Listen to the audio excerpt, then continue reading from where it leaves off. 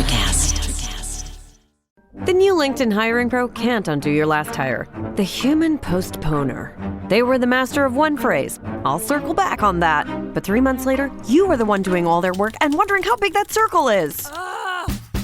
But LinkedIn Hiring Pro can take the hiring load off your plate by automating the hiring busy work from the initial job post to scheduling interviews. Hire right the first time with LinkedIn Hiring Pro. Post a free job today at linkedin.com/quality. This episode is brought to you by San Pellegrino Ciao. A gift from Italy to your home. San Pellegrino Ciao is a flavored sparkling water made with real fruit juice, finished with a pinch of Sicilian salt for a perfectly balanced taste. So which flavor will you choose? Peach, lime, blood orange, cherry, or maybe the all-new limoncello? Crafted in Italy with 0 grams of added sugar. San Pellegrino Ciao. Buy it now. Hold on to your butts. We are changing the course of history as we see it. That is what Western demands. Now this affects Iris. Iris, where are you? What you feel only matters to you. I do not entertain hypotheticals. The world as it is vexing enough. Iris, I have a tip for you. Don't take drugs! Or Whatever Movies with Wesley and Iris.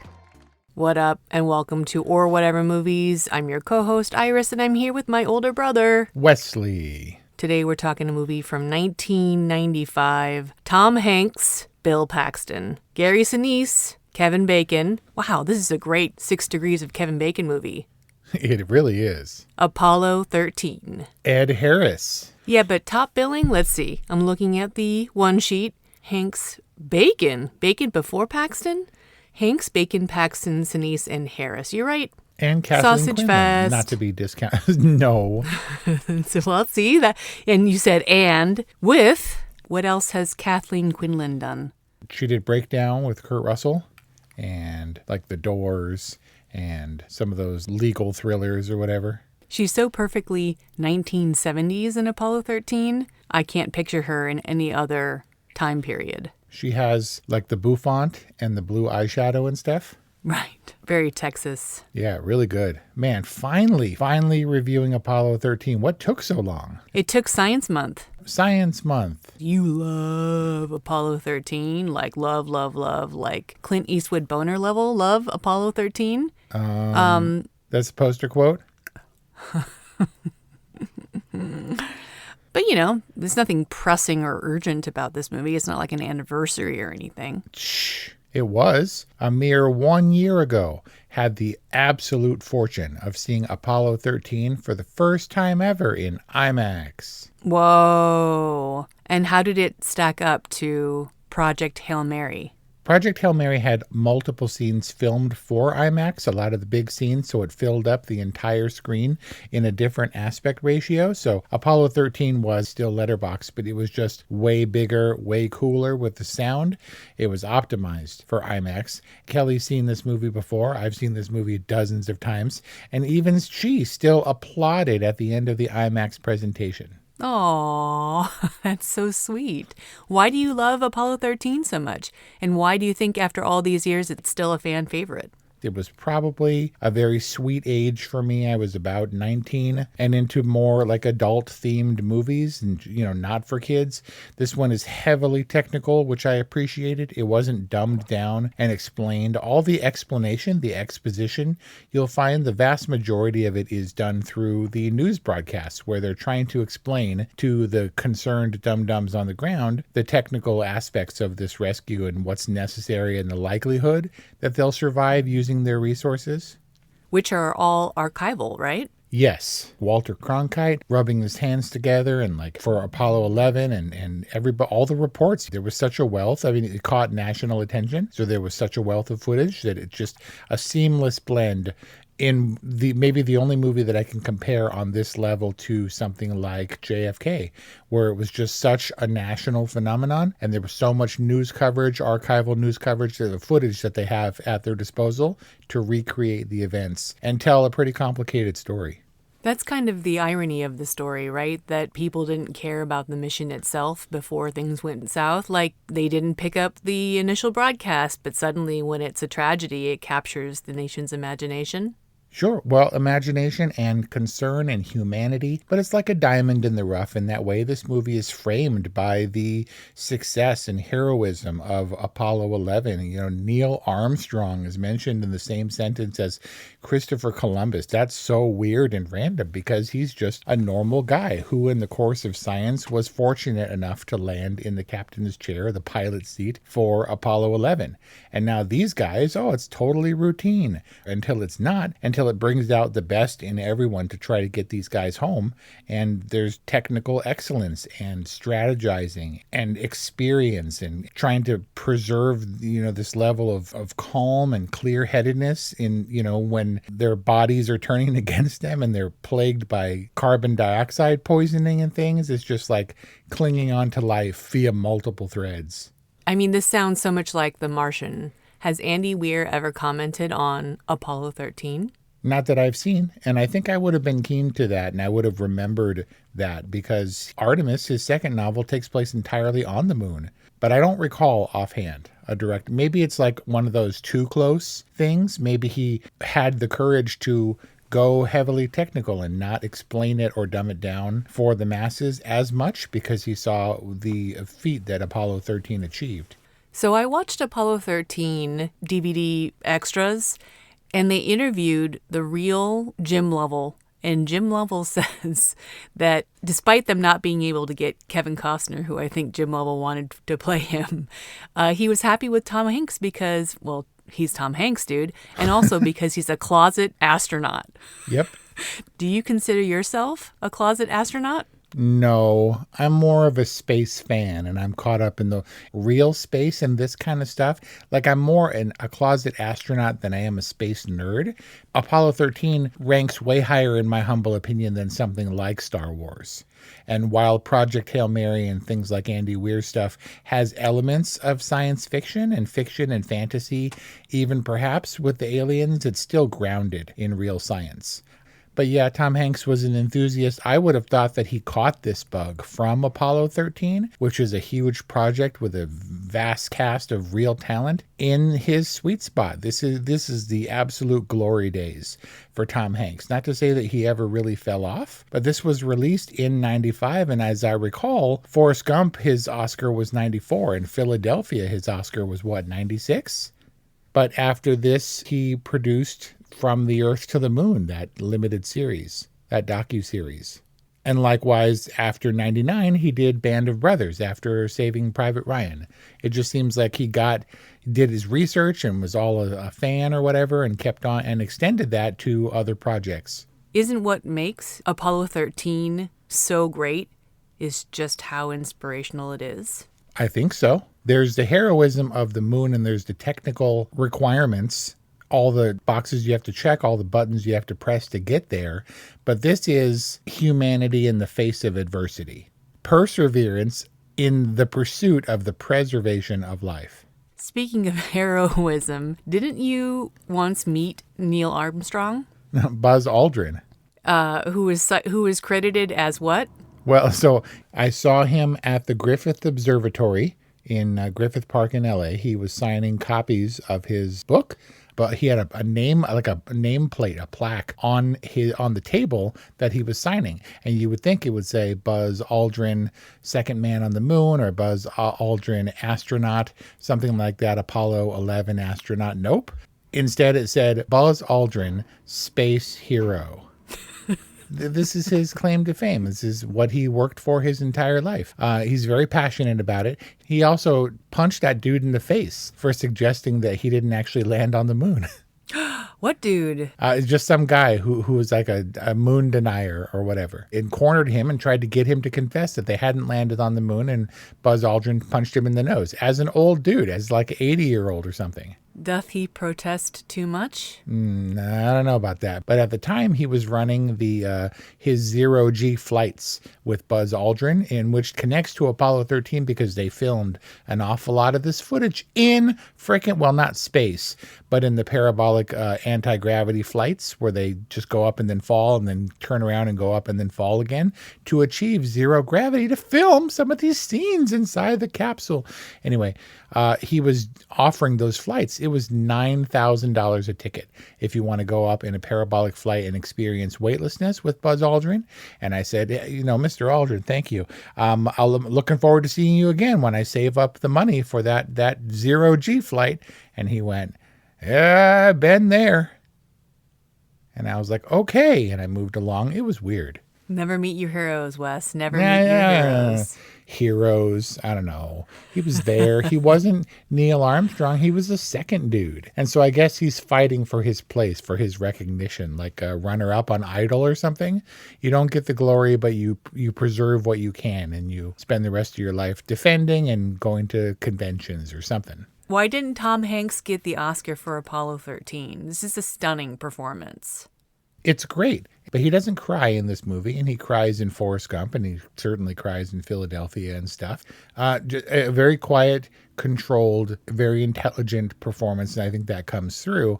I do know that Ed Harris was nominated, and absolutely rightly so, because Ed Harris is the man. Do you know that so good was he that he reprised that role uncredited as Mission Control as NASA in Gravity with Sandra Bullock and George Clooney. So when they're talking to Mission Control, that's Ed Harris's voice. And it's just so right. That's funny. Is it just because that is the voice that we'd expect? When the Tyrannosaurus Rex opens its mouth in Ready Player One or in the Super Mario Galaxy movie, it has to be Universal's Jurassic Park roar. And if you're talking to Mission Control and you have any basis in movies whatsoever, a filmmaker wants Ed Harris on the other end of that comm system. With his little buzz cut and his vest. Oh, he's so good. Why does Kevin Bacon get higher billing than Bill Paxton? Bill Paxton has a very emotional performance. The positioning there is curious. Kevin Bacon is kind of scapegoated in Apollo 13. Maybe this was intentional or he recognized that, but his billing over Bill Paxton is definitely interesting to me. There's no real villain. They're racing against time and the resources and the limitations of the compromised modules. But Swigert is not. He's consistently kind of looked down on. Third wheeled? Kind of. It's Fred saying, I think old Swigert gave me the clap. He's been pissing in my relief tube. Like the only heroic thing he did was to put the Post-it or the little taped note over the thing that says, no, do not jettison the service module while they're inside. Come on, rookie, park that thing. And he's trying to extract the LEM. And he grinds on the thing and he blows the initial attempt in the simulator. And there's just so many things. He loses his temper. He's the one who experiences the symptom of brain asphyxia when his vision goes all blurry and stuff. There's a number of things, and I think it's because the real Jack Swigert died and didn't get to see this movie. He was elected to Congress, but he died before he was able to take office, as Jim Lovell or Tom Hanks says at the end of the movie. And so they were able to put stuff on him in not a direct villainous role. But I do think he was scapegoated. He was the playboy. He was the less prepared, brought on at the last minute. We didn't want Gary Sinise to be replaced. And Jack Swigert's in the shower with the chick, and he's got the towel on, and I don't know, man. And he does that weird, salacious, everything's clicking bottle thing when you extract the LEM with the beer bottle in the glass in the beginning. Oh, when he's hitting on that chick at the party? Right? There was a lot that just made Swigert look less favorable than the other guys. Or more colorful, depending on. And maybe that's a role that he embraced, that he was not the goodest of the good guys among the principal cast, but still, as a star at the time, gets top billing. But Sinise's Mattingly also has his moments. He's pouty, and he's taken the phone off the hook, and he's in his little hole of an apartment, all sad, maybe envisioning himself as the first bachelor in space. This is Gary Sinise's strength, right? He's the sad, pouty, unfortunate one next to Tom Hanks's in the spotlight hero. I mean, you mentioned their collaborations. Of course, you're referring to Sinise's Lieutenant Dan character from Forrest Gump, which he played alongside Tom Hanks. What's the third collaboration? The Green Mile. Gary Sinise in that movie played the lawyer that defended John Coffey, the Michael Clark Duncan character in the trial. And he had a sad history. His son was missing an eye, and he was the one who condemned John Coffey and ultimately earned him the guilty verdict that sent him to Tom Hanks's death row. There just are people in the world that are at best when they're needed. And I think that's just the Mattingly character. Is once he is released from the crew because they think he's going to get measles, he's understandably really bummed. I mean, you feel for him in that moment when Lovell and Hayes are giving him the bad news, and it's such an important moment really for everyone's character. Jim Lovell owns up to the fact that it was his call, which was a hard call. For the most part, Mattingly takes it well.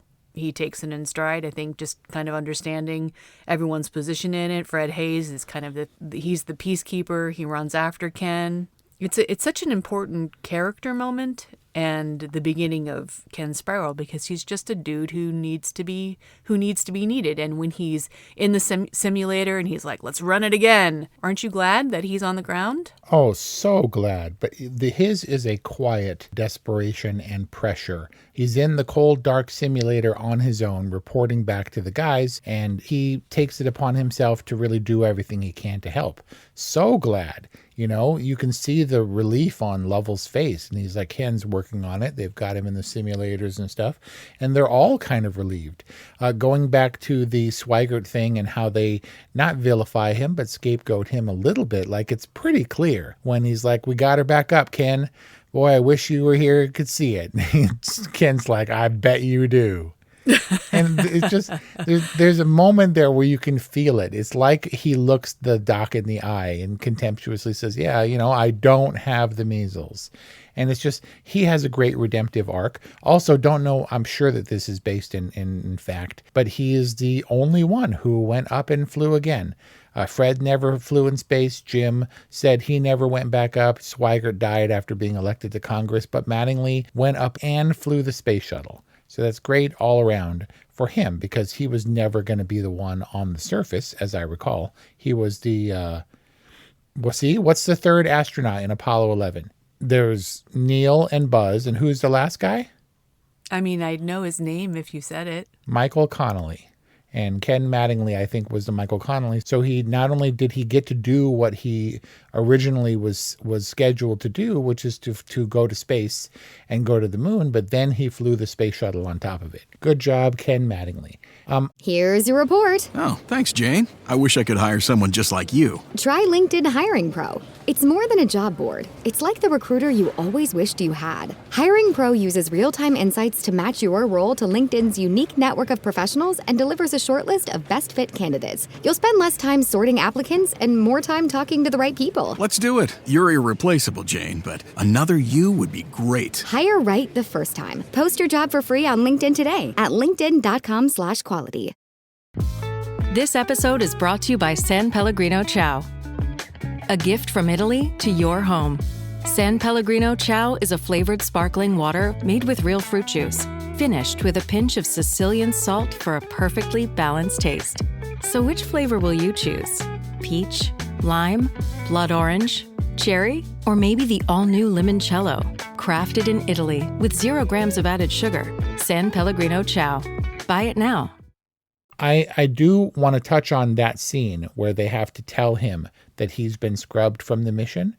You read that scene as everything is in the right place, that Lovell owned up accordingly when he said this was my call. Mm-hmm. Because that was one of only a couple of moments in Apollo 13 that tonally was off. So when he sits down and tells him, they don't actually show him telling him, but they have his reaction, you know, can't we talk to Deke about this? I know it's our ass up there if I get sick, but I mean, Jesus, And it's true. It is. This was my call. And Ken says, well, it must have been a tough one. And then Lovell gives him the coldest stare. Like, yeah, it was, but suck it. I mean, shouldn't he have said, it was? Ken, you have to know that they threatened me with, if you hold out for Ken Mattingly, you'll all be bumped to a later mission. You will not be on Apollo 13. We can bump all three of you to a later mission, which may or may not happen. And so I made the call for the rest of us. It was you scrubbed or all of us, but you were always going to be scrubbed. I feel guilty about it. I have diarrhea from the guilt and the stress. I'm really sorry. He doesn't say any of that. He sits there, gives him that cold stare, and Fred has to chase him out of the room to comfort him. Very weird. I don't know, 6 of one, half a dozen of the other. It is his call. At the very least, it's a conversation ender, right? There is no going and appealing to Deke. There is no running this up the flagpole. Let's see if there's something that we can do about it. It's the difference between, telling your photographer, yeah, the dates just don't work, rather than just saying, hey, you know what, this is not the right partnership or whatever for this project. Because if you go with excuses and you go with half-truths, and it's like, well, let's find another date, or, maybe let's talk a little bit more about what I can do better. It's like, no, this doesn't work.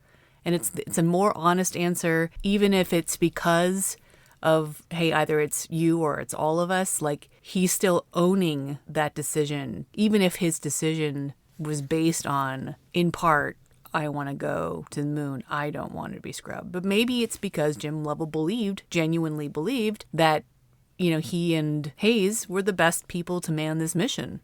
Okay, that's fair. But for the purposes of the viewer, we got to see how concerned he was about it. You want to break up my crew 3 days before the launch when we can predict each other's movements and stuff. We can see how pained he was. It just seems like none of that got communicated to Mattingly. But how does that help? I guess it doesn't. And thematically, what you're saying is consistent throughout the movie. When Homeboy was like, we don't have the power, Ken. We don't have it. And it's not going to last 45 hours. The batteries are dead in 16 if we don't shut everything down right now, And Gene is like, that's the deal. And he says, that's the deal. So that dude was super practical and realistic, not trying to sugarcoat anything. And when things were sugarcoated and that one dude is hedging and he's like, I just want to let you know that the limb's never been tried like this. That's all I'm trying to say. Guy? And he's like, look, we're not going to blame you if the LEM doesn't fire up for course correction. It's fine. And then when everything goes fine, it's like, I knew it. How about that LEM, huh? How about it?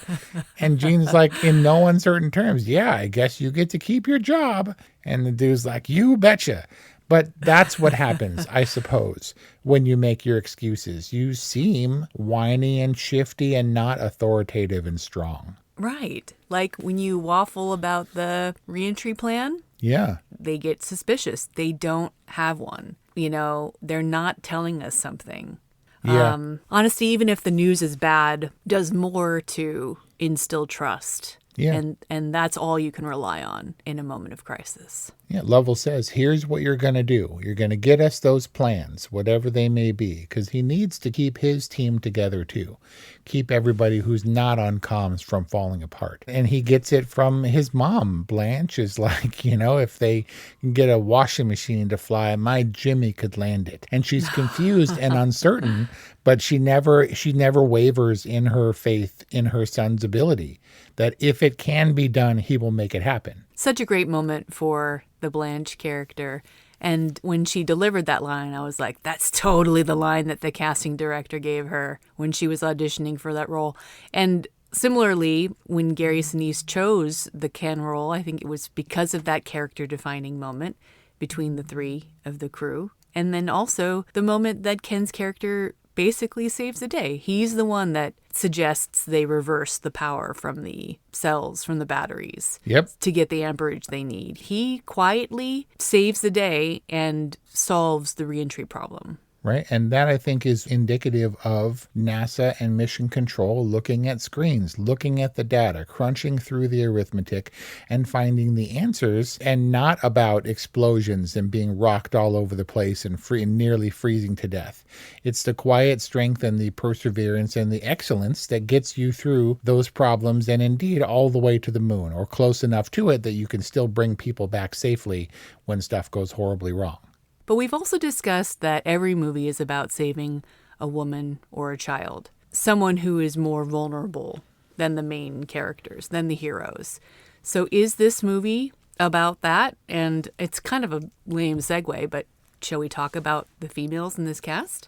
I don't know that it was for saving a child. I don't think that can be construed in any way, except to say that Marilyn Lovell on the ground was as important a character for the audience and for selling this movie emotionally as Ken Mattingly was. She's an essential component not only in Jim's life, but she represents the humanity and the people who are helpless as the astronauts in a different way, where they're not in peril, but her life is in peril. Yeah, I always think about Regina King's line from Jerry Maguire when she's like, "This does not work without him." And how sweet is the bond in this case between the Lovells. You get it when she's looking out the window up into the sky and Jim Lovell's looking through the window back at Earth. You get it when Jim Lovell says, "What is your intention, gentlemen? I want to go home." She's the stakes. Okay, want to close up this episode with a Apollo 13 movie quiz? Sure. Which astronaut killed in the Apollo 1 fire was originally a Mercury astronaut? Was that Grissom? Yeah, how'd you know? I don't know. I know the names of the astronauts who died in the fire, and he seems to be the most high-profile name among those.